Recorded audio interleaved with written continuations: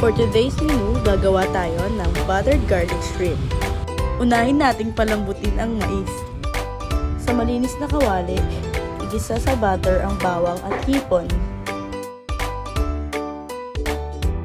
Haluin upang maluto ng bahagya. Haunin muna upang hindi ma-overcook. Sa kaparehong kawali, igisa ang sibuyas at bawang.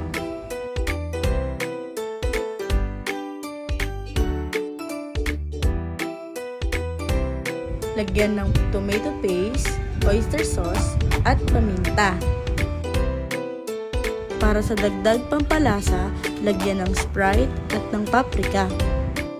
Ihalo na ang hipon at ang pinalambot na mais. Halu-haluin hanggang manuot ang mga pampalasa.